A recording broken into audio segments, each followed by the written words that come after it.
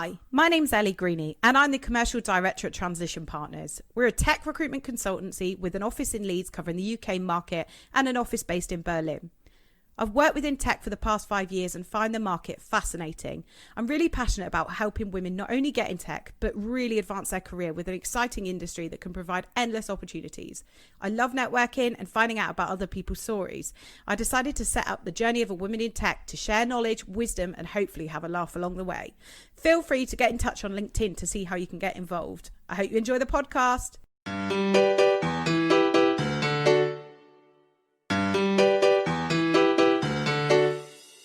Hello and welcome to the Journey of a Woman in Tech. So I'm super happy today. I've got Sue Parker on the show. Hi, Sue. Hi. Hi. So I've been speaking to Sue over the past couple of months during lockdown, chatting about how we can help one another in business. But Sue is the head of business intelligence at Radius Payment Solutions. She's also the founder of Elite, whose mission is to empower female leaders in tech to take themselves to the next level, supporting aspiring female leaders, professionals and entrepreneurs who want more, to earn more, be successful and grow to the next level, which is everything we love at the Journey of a Woman in Tech. So I'm super excited to have you on as a guest. Thank you very much for having me here. I'm really excited to be talking to everyone as well. Good, that's brilliant. So it would be fantastic, Sue, if we can start with a bit of an introduction into your current role and what you're up to at Radius Payment Solutions and where you're at with everything at Elite at the moment. Yeah, absolutely. So I'm a head of business intelligence. We're a global organization, so that means covering intelligence, data analytics right across the board, Asia, US, Europe and the UK, and a large part of that is managing a team and also managing a data warehouse. So we manage a data warehouse, ETL functions, and then various tools that are used to extract and analyze our data. And as you can probably tell, I'm really passionate about data, and business intelligence is kind of one of my real geek so we're a small team at the moment of 8. I say small team, we've grown from a team of 2 to 8 in my time that I've been there, and it's changed and scaled massively. The company has, we've now broadened out into other areas. So whereas it used to be fuel cards only, it's now telematics devices, telecoms, and it's just rapidly growing. Brilliant, that sounds great. And in your spare time then, tell us about all the cool stuff you're up to at Elite. Yeah, so this is a real passion project, if you like. It's about doing something to give back. And I've found that there's been certain challenges I've had through building my career, challenges with knowing which direction to take, having support, and all that confidence, suffering from developer doubt through a large part of my career and imposter syndrome that meant it's not been very linear. And I don't think that's uncommon. I think many of us struggle to break the glass ceiling, if you like, to get to the next level and to have our voice heard.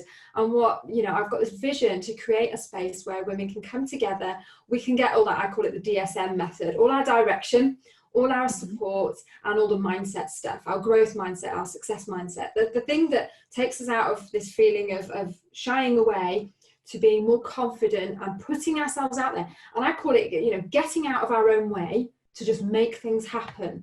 And everything's going to make us feel nervous. But if we've got the right support around us and the direction, we know what we should be doing, then it makes it easier. So that's my vision for Elite, empowered leaders in tech. And it's all about women, helping women and bringing you all the resources that you need. And that's the big project at the moment. So fantastic. So I've had a good look, but you've just released a new platform. That's right. Yes, that's amazing. So you've started subscribers about, did you say it was about 10 days ago? Yeah, so I've been overwhelmed really with the positive response, and even before that, talking to yourself. So pre-COVID, I was building this idea and talking to people, and then I let it sideswipe me and delay things. But about 10 days ago, we started to put things out there. So loads of resources going out there. We've got a 30-day challenge running at the moment for some people where they're supercharging their career. Each week we're making progress, and it's either progress on figuring out where we want to go and what our strengths are and our natural talents, because so often we are influenced by our parents or a family or what our partners think, or comparing ourselves with other people, that we forget that we have our own natural tendencies, the things that we want to do and we want to pursue. We just need that to know what that is and to support. And we also undervalue ourselves. You know, we frequently, you'll probably find this, don't put ourselves forward for more senior roles because we look at that list of requirements and we think, I can only do 4 of those confidently. Yeah. Not realizing you can learn, you can figure it out. And everybody else, well, I say everybody else, as research has proven, a man is more likely to go for a role when they only have 40 to 50% of those skills. A woman's thinking, I need 90% of those skills to be able to apply for it. So we're just not putting ourselves forward enough. And that's another thing, really. So yeah, we've got the 30-day challenge where we're trying to, you know, make progress. Well, we are making transformational progress every single week. We're doing some one-to-one coaching as well, and we've got the virtual networking events that have started. We're doing them every day, every week for the next 4 weeks, and then we'll be changing the timetable slightly and mixing things up. And we have a focus each week on one of those areas. That's fantastic. Yeah, that's definitely one of my favourite things about my jobs is when I speak to someone and they say, oh no, I wouldn't be able to do that, I'm not quite right, and I'm thinking, you are definitely right. I know what I speak to my clients, I know that they'd be interested in you. You've got great personality, definitely some skills that are transferable, and then when we get to the final stage and we've got a job offer, and I could turn around and say, isn't it nice, you didn't want to go for this job and now you've got the offer that you want. And it's brilliant in enabling and helping support not just women, people in general, I guess, all different backgrounds, to be able to really take the next step in their career and really seize the moment, and playing a part in that is fantastic. So it sounds like you're certainly doing a good job at that at Elite. So I would love to hear then your journey. So how did you get to sort of head of business intelligence? How did you scale the ladder, I guess, from leaving school to where you are today? Yeah, yeah, I've had a bit of a, like most people, a non-linear career path, because in tech that's kind of how it is, really. It's not like some careers where it's really, you know, there's a ladder step set out for you. I left school and I was I left college and I was super ambitious. I was going to be successful. I was going to be an incredible businesswoman and have my own IT firm, and it was all going to be wonderful. And what I realized is I became quickly disheartened because at that time everybody wanted experience. And every job that interested me, I didn't have the experience for, and it was a catch-22. So you already knew you wanted to work in tech when you left school? But yeah, I was IT and business all the way. So yeah, I was a techie from the word. Well, I say techie from the word go. I call myself an IT professional because of developer doubt. I don't consider myself technical enough to do those sorts of skills. But yeah, no. But on that note, without those other skills, the tech wouldn't exist. So no, it's a tech role. yeah, definitely. So I ended up in a data entry job and got really bored and thought, if this is it, then I'm going nowhere. So I ended up going back to uni and doing a business and IT teacher qualification. Oh, wow. And becoming a teacher, because the career path, you know, was set out. I knew I was going to do that qualification and I was going to get that job, and so, you know, that seemed like progress and building myself up. So I did that, and which is really, really quite random, but I ended up moving to work at a college and coordinating a course, which was probably the first time I used project management skills, really, and just didn't realise it. I was coordinating the IT courses at Buxton College, part of the University of Derby. Right. And I had this incredible mentor. In teaching, you have all these things. You have a support network, you have mentoring, you have a career path, and I was progressing through the responsibilities as you were. And she was just fantastic. She always bigged me up. And I remember she once said to me, you know, you're a better teacher than I am. And I thought, to be told that, it was a massive boost, massive boost. So I did that for a few years, but I was always pining to get back out into private sector. Funding in colleges is a massive issue, but I realised that I didn't want to go into management. I sort of lost faith in the education sector. We were subject to a lot of government guidelines and targets that didn't actually help a young person's life. It was just to put a tick in a box. Do you know the kind of thing I mean? Yeah. So I decided I wasn't going to go into management, but I needed to do something else. And I got this from helping the students build websites and from helping them learn coding, and then doing their UCAS applications for university. I got this buzz that I was going to be a developer and I was going to live the laptop lifestyle on a beach, you know. And I'd had that digital nomad vision that everyone has. Yeah, so I mapped all that out in my head, and then I probably did the best thing I could do. And I would say to anybody who's looking to pivot, if you can do this, if this is an option, I would definitely do it. And that is go part-time or freelance on the side of what you're currently doing. And that way you get to try before you buy kind of thing. So it meant, because I had a mortgage at this point and I had a really good job, I was a course coordinator, I'd got some good money coming in, and if I was to go and be a junior developer, I would take a massive pay cut and I didn't even know if I was going to be any good at it. Yeah. So I managed to reduce my contracts and some responsibilities at the college so that I could go and do 2 days a week. And I ended up, I was putting my CV everywhere. I was putting it on my LinkedIn profile that I was a junior web developer in Drupal. And I went to Drupal conferences, and there was job boards, and I just put my information all over it. And I think again, I was emailing companies. So I would Google companies that did Drupal development. And in the end, this guy from Derby rung me and said, you know, you've just emailed me. We've got a major project coming in. We could do with another pair of hands. When are you free? Oh, wow. And yeah. I just thought, you know, I'd thrown so much out there. And we would just have this really honest conversation about how I want to be flexible. He wanted somebody flexible that he didn't have to commit to me to see, you know, how it worked. And it was brilliant. It really gave me a taste of what I wanted to do.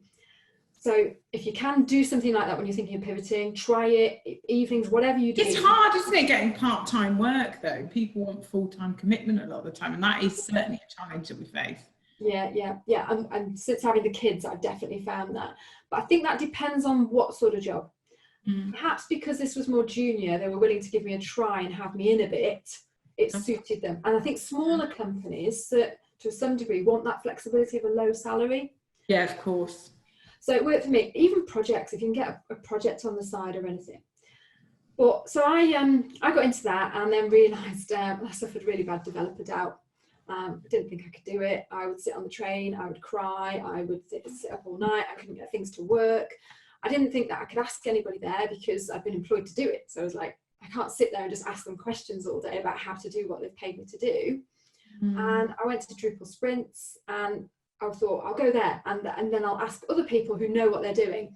But I just really didn't feel like I fit in. Kind of square peg round hole, I think, kind of scenario. It's tough, isn't it? So I kind of came to the conclusion this is not for me. And do you know what's really interesting is, since going out and working now, there's a delivery manager I work with. We had this conversation about how did we start in tech? Oh, I had this dream of being a developer. He was exactly the same. And he said to me, he thought he was no good, so he left it and went off to became a delivery manager in the end. And he thinks that we just think we are no good, and all we were doing is we were just at a lower level in our learning curve, and of course, and needed to go up that, you know, pain bank and accept the fact that everybody goes through that and deal with that. But so you've got to learn, but you've got to work in an environment where you feel comfortable learning, and that's the thing, isn't it? It's hard if you're not, like you said, you'd made a big move and a big commitment to do something different. So that must have been really frustrating. But like you say, it would have been great to be able to find another resource where you can just speak to people and find out. I mean, that's the beauty of the internet now, right? These days, yeah, you could just put a message out, before you know, you've probably got 20 responses. So these sort of aspects and opportunities that we have definitely make that easier. But it's still lonely, and it's still really hard trying something different. And you have to be really brave. So you decided that development wasn't for you then? Yeah, I'd make every excuse to go to the clients. They did branded school uniform, so badge school uniform, and they had this like production line, and we were basically automating it all using a Drupal CMS system as well as their front end retail. So it was a really interesting project. But I just found that I'd made every excuse to go and talk to the client, and I was like capturing requirements and being a business analyst, but didn't even know that I'd started migrating into that role, because I didn't even know what that was. And this is the other thing really, where I'm thinking about other people, is how do you figure out what those roles are? What is a product owner, and how do you even know if that's something you'd be interested in? We don't get that at school, you don't get that at college, you don't get that at uni. So where, yeah, I find it so bizarre that you still don't get it in uni when you do a computer, like the amount of people, I was speaking to someone the other day and they'd done a computer science degree, but they hadn't really been told that much about testing. I was right. like, how do you not know? Like, I just don't really understand how they don't. I mean, I personally never went to university, so I don't quite understand how it worked, but I do think there's certain aspects about if you're doing a course for a career, then you should ultimately know what opportunities are ahead of you. And that seems to be a real blind spot in the industry. Definitely. And careers advice generally in the college was, you know, well, it's no reflection on the careers advisor. They don't know, in the same way that we now work in the industry, and the only reason I know what these jobs are is because I've gone from one size company to another to another to another, and I've discovered, you know, I now work in a global organization and I see roles now that I've never come across before. This is my first experience of product manager and product owner, because they've gone down this agile route, whereas historically, you know, in my first organization, so in Adaptive as a developer, all they had was service desk people and developers, and then the MD, and that's all I knew. So then they brought in this project manager, and I thought, oh, that's interesting, I could probably do a bit of that, but I knew they weren't going to give me that opportunity. They got her in, she was experienced. So I got back in touch with my old mentor from university, from the college, Ruth, and I talked to her through, you know, she'd helped me so much in teaching. I talked her through my dilemma of what I was doing at the moment, and she said, look, Sue, I've got this business analyst, the contractor in, and he's like doing these process maps that are massive, and they're talking me all through our admissions process and improving it for our online students. And she said, why don't you talk to him? He's a business analyst. He's been a project manager. Just find out more about the role. And so I did, and probably had the most inspirational coffee I could have had with somebody, because it was like light bulb moment. I'm good at that. I can do that. I enjoy that, and all that kind of stuff. And this is another thing I would say to anybody who's thinking, what do I do? And you've got an idea about being, I don't know, product manager or product owner or whatever it is, CTO, talk to somebody who does it. Talk to somebody who's on that route at whatever stage, maybe just a little step further than you, and figure out if it really is something you want to pursue. And I remember he said to me, I hated project management because I feel like I'm nagging somebody all the time. But I love business analysis because I'm very analytical and problem solving. I like drawing things out. And I was like, that's really insightful. So, you know, I'd gone from this, I saw this project manager at work, and I was thinking, maybe that's what I want to do. And then I spoke to him and I was like, no, I want to be in the detail. I want to map out these solutions, but I'm not techie. Right. Or, you know, I had this developer doubt, this imposter syndrome that made me think I can't do the coding, but I could tell somebody what it should look like. Amazing. So who gave you that opportunity then to come into a BA role? So this is where I probably made a bad move. So I decided I've got no experience, and I was just going to put myself out there that I'd been doing some junior BA work while I was a developer, and I talked to guys about it and said, look, I've started to do this kind of work with you, but I want to pursue it somewhere else, and I'm going to put this down because this is actually what I've been doing. They were like, that's fine. And then I just put myself out there to recruiters and said, I'm after a junior BA role. And I accepted the first thing that came through for a company in Oldham. And I ended up doing a hybrid account manager, BA and PM. And I remember the guy, when he interviewed me, the guy who owned the company, he basically he was quite rude and made it feel like I was wasting his time. And I remember thinking, oh God, I've got to basically beg for this job if I want it. I've got to, you know, prove myself and make you want me, because he made me feel like I had no other options, and I was worthless. And I remember thinking that's, you know, really sort of had a lot of self-doubt at that moment. So they offered it me, and I couldn't believe it. I was like, I'm so lucky they offered it me. So I accepted it, and I took on that role. But I thought that I needed to just work really hard to prove myself, and I'd worked long hours and work harder than everybody else, and just sort of I got to the point where I just hit burnout. And it's just not my confidence again, really. How long were you there for? It was probably about a year in the end. And yeah, it was just not a pleasant time, and that sort of knocked me out the picture, if you like, for 6 to 12 months. But before that, what I actually did is I was quite pragmatic. Before I started applying for those jobs, I did my business analysis in practice qualification. So I would definitely say, you know, get some qualifications under your belt if you're thinking of changing. And I did my Prince 2 project management qualification, which, although now everybody's agile and not really interested in Prince 2, but at the time people were still on the Prince and the business analyst, the BSc qualifications, which are actually really good tool. So I did that and took on that role. But when I came back, and I then had my son, and started, who's now 4, which is crazy, and started to feel like bit more with it. But that kind of also then makes you want to work closer to home, and that brings its own challenges, doesn't it? Yeah, absolutely. And that thing you were talking about earlier on about looking for part-time work being really challenging. I'd have calls every single day with recruiters, and I get loads and loads of people interested when I said I was available. It must have been a really good time in terms of recruitment anyway, for the number of offers. But as soon as I said go back to the company and ask them whether they'd be flexible, I've got a young son, they'd always come back and just say no, they're not interested in that. They want you there. And I was thought, nobody asked me what I meant by flexible. Nobody asked me what I wanted. What do you need? What hours? What days? When can you work till? Can you work from home? Yeah. And I actually started to feel really discriminated against as for being a mum for that. And it was literally for 12 months. I just wanted to settle him into nursery and do that. And I found that really challenging. But I ended up, so I got a... That is really shit, isn't it? And that must be something that loads of people go through. Really? And I can imagine back 4 or 5 years ago, when clients, they weren't flexible at all, it is really tough. And I always find it really frustrating, because I always, from a recruiter perspective, I'll always send CVs if they need flexibility, but I'll put, this candidate would like to start at 10 a.m. on a Monday because they like to drop their children off at school, but then they can work till 7 p.m. or what. I literally write down everything that they need to make it clear, and then they can they can have an informed decision whether it's worth, whether they can take that flexibility for that skill set or not. But it is really tough, and it's really hard. And thankfully, things like this is one of the beautiful things that's come out of COVID, right?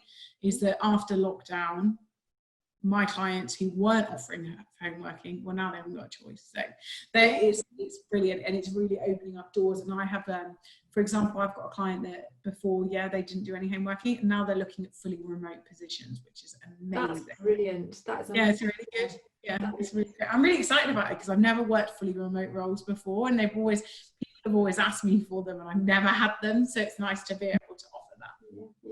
Definitely. And you've not got those restrictions, like say geographically, of what you can apply for or anything. No. Exactly. So when you came back then from your son, how did you move from, because you moved into project management then, right, before moving into your role of head of BI at Radius? How did that come about? So I actually got a job as a business analyst, a proper business analyst, not just something else. But what happened is, it was at EMAC in Crewe, and they were fantastic, small company again, but they got this head of IT in as a consultant who was building up like a project management team, a PMO. So he got project managers in, a program manager, and he got BAs, so me in, and he really saw a lot of value in us. And he was starting to create, there was a data warehouse team, so that was my first data and business intelligence, and I'm really interested in what you're building over here. and working with proper test teams, and we did proper agile scrum, we'd have stand-ups. And then what happened is this massive project came in, and in a migration, and I was asked to be the BA on it, and I sat there with the team, and I wanted to lead it as well. I was just like, no, I can do the whole thing. I can lead this. I can make this happen. I am so buzzing right now with this piece of work and with what I'm seeing and being here.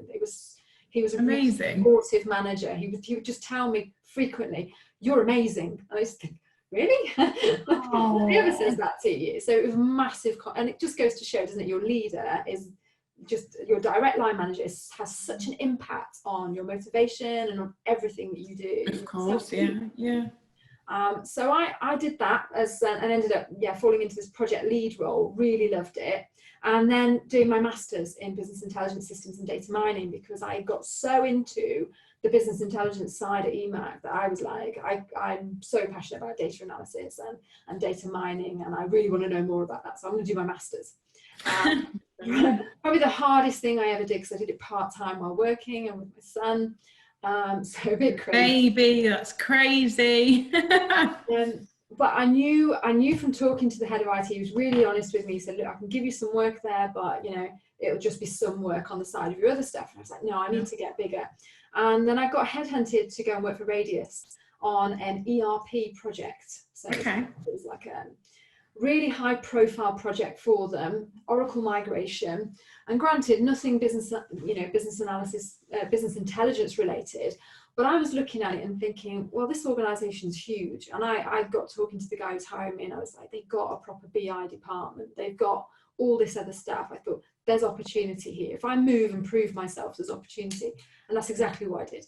So within 6 months of being there, the head of BI that was already there had left. I'd done ERP phase 1 and it was a success. Everybody was really proud of the work we'd put in as a team. We worked really well together. It was great.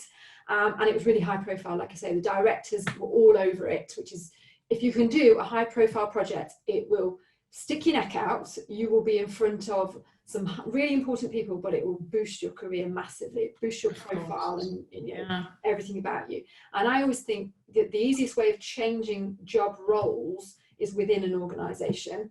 So if you're thinking of changing direction, do that in an organization, get that job title on there, get a little bit of experience, and then if you want to move somewhere else, then do that. I agree with that, because they've got that trust in you. They know you, they know what you can deliver and bring to the table, that culturally you're a good fit, that you turn up for work on time, that do you know what I mean? There's so many benefits to try and make that leap internally first. And quite often people are quite quick to just say, oh no, I'm going to leave, I want to do something different. And then, but it's so much harder when someone doesn't know you and your capabilities.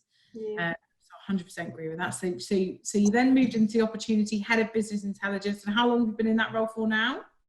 Oh, 3.5 years, I think it is now. 3 years. It's great. So I ended up that the head of BI left, and I basically pulled my director into a room, collared him on his way out that evening. The office was empty at 5:30, and he'll never thank me for this, because he wanted to do ERP phase 2 and 3. He was like, no, you cannot move off this project. And I pulled him into a room and was like, no, this is what I want to do. I've been setting myself up for this. I've been doing my master's. This is the role I want. I know more about it than anybody else in this building. And I've been talking to that team. I've done some work with that team. I understand everything and I've got ideas. And he was sort of backed into a little corner, like, I can't say you're not good for it, so but I don't want you to leave. So I had that meeting. We had a follow-up meeting a week later where he said, look, do you realize what you're letting yourself in for? And got the post. And then that was an incredible acceleration of my career, from just like being, having that mindset of I'm going to go for it, I'm going to get it, and I'm confident. I had so much confidence I could do it that nobody else could say I couldn't, if you know what I mean. Very clear direction, and then getting that support. I built up that support network, them allies and them ambassadors, that when it came to going to the CIO and saying Sue's interested in this role, it was like a bit of a no-brainer. Okay, well, let's talk. So that was great. And then that opened up a door to put me on a leadership and development program, which I got to see how they work at C-level. And I had never seen how, board level members work before, and have, that it's incredible. You learn so much from the fact that when they start their careers, they think that success is inevitable. A board level person is not thinking, I'm just going to see how my career goes. They're thinking, no, success is inevitable, and I just need to do that. And then there's all these things like exec level coaching that we don't see, you don't get. So during that leadership and development program, I got some really good insights into how they approach things. So I moved into head of business intelligence role, and immediately went, I'm going to change that, and that, and I had plates spinning all over the place, and I was really heading for burnout, which I'd done before. And when we went on that program, I remember one of the guys said to me, just do 1 or 2 things, have your rocks that you will achieve in that quarter, and your 1 or 2 things that you'll make massive impact, and be very selective about what those are, and you will get seen, and you will progress.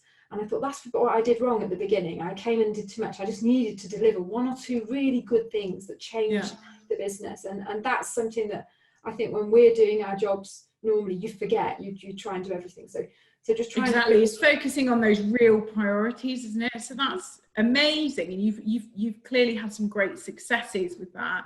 But it's clear that throughout your story and your journey, there's been challenges faced. So what challenges have you faced as a woman in tech, and what challenges do you see for the next generation? Yeah, so lots. I think from my experience, I think you have to know you're in the right organization, because there are different cultures in organizations, and some of them are really supportive of women. So and women progressing in at high levels, and you can probably see that in the reflection of the board. So for example, at EMAC, really high representation of women in quite senior management, and that was actually a firm that was started by a woman, and that's probably why. So the culture there is really good. JD Sports, I know, is another pretty good one. So, but there are some organizations that are not, and it's probably just the demographic of the employees that they've got, but they're not very supportive of women and understanding of the situation. And I think it's recognizing when you're in one of those sorts of organizations that maybe it's just not a good fit for you, and trying, I always say, try not to let things affect your confidence, because as soon as something starts to affect your confidence, it's going to set you back. Move on before that happens.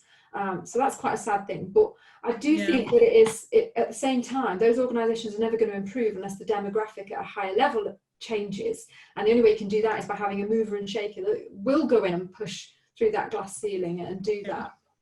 I think certainly as a mum, I think having children and career breaks sets you back. It does, you know, it's really tough, isn't it?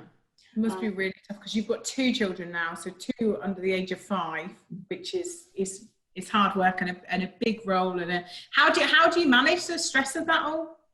I'm very lucky. I have a supportive husband, so I can probably say a lot of it's due to that. And him being self-employed means he has a lot more flexibility.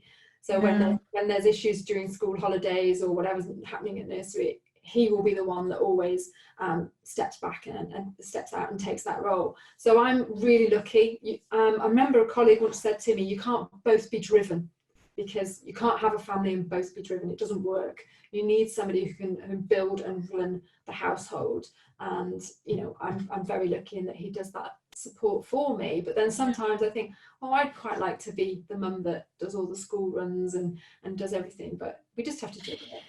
I think it's hard as well as I mean, I don't have any children, so I don't know, but obviously I'm empathetic to you, so I understand that, like, having that guilt as well, because you will always carry that kind of like you say, when one of you is driven, you are driven. That doesn't mean that you don't want to be a great mum all the time. You don't want to be around all the time, and it's hard, isn't it? I know we've had that a lot with our business since we've had lockdown, in particular with the 2 members of the team who've got kids. They constantly want to be the best recruiter and the best person they can at their job, but they want to be an amazing mum, and they don't want to, particularly when we're all at home in these like sheltered little environments, it makes it so much more stressful. And I think that kind of guilt has been worse for people, rather than being able to drop the kids off at nursery or drop them with grandparents. We're not able to do that anymore, and it's making things a lot harder. No, I think the key thing is boundaries. It's really easy to take your work home, and I bet you do this all the time. You know, you're working late into the evening and you're still on it. But I think you've got to have boundaries that separate your social life and be in the moment. So I make a point when I come home, I know I'm going to have an hour playing with the kids, and lucky for me, Dave will cook dinner. Probably safer for everybody. Dave sounds like a superstar. And I will have the hour with the kids, and they can talk to me and they can play with me and they can do whatever they want with me. And I make sure I forget everything else. I put my phone down. You're present. And exactly, I'm present. And until they've gone to bed, I don't pick my phone back up, which means people either get a message from me at 10 p.m. or they're getting messages in the day. So I think you just have to have boundaries and be in the moment, because you know, you want a relationship with them when they're older, and that doesn't happen instantly when they're older. You need to build it from day one. So yeah, it's tough, isn't it, juggling it all? And I think everyone can relate to that. Throughout this journey, then you've kind of like moved around and you've tried different businesses. Like, but who's been your greatest role model? So, well, in real life, probably Ruth, who was, you know, she was my mentor when I was teaching. She's my go-to now. We're really good friends. She's one of these who, she'll just go for it, and she just tells you to go for it, and she'll never let something stand in her way. No matter what it is, she'll just move on, and she's a mover and shaker in this world, and she's been really inspirational to me. In the tech world, probably better well known would definitely be Sandra Spielberg. Because, well, she's just an incredible woman, and she talks about sacrifices she's made to get to where she is at, which is why I'm not progressing to that level right now, because I don't want to make that level of sacrifice to do that, because to me, my life right now really works for me. You know, and that's okay. I think, like, it's important, like you say, when you kind of get to that point where you know what sacrifices you want to make. And I've done this before in my career, where I've sacrificed everything from a personal perspective, because I mean, I didn't get to a director level position at 26 or 27 without making a lot of sacrifices. And I had to do that at the time. And it was definitely the right thing at the time. But then you do get to some point in your career where you think, actually, right now, I'm not prepared. I'm just going to leave that. I'm quite happy where I am right now, because that's important for your own sort of mental health and looking after yourself. Definitely, yeah. And you know, there's this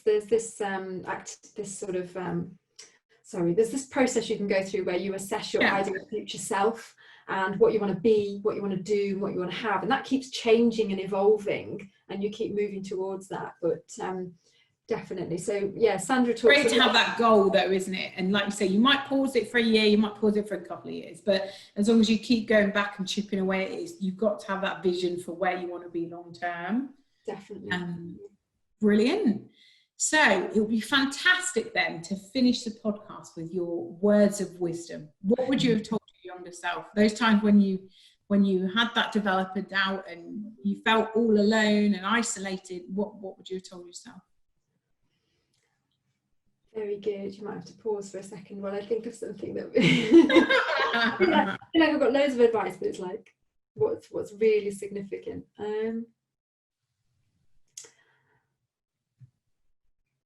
It's always hard on the spot as well, isn't it? Yeah. I guess the main thing is, and I think this is all successful people think this, that success is inevitable. I'm trying to think where I got that from this last few weeks. It was a really good phrase, and I thought she was basically saying, what was it?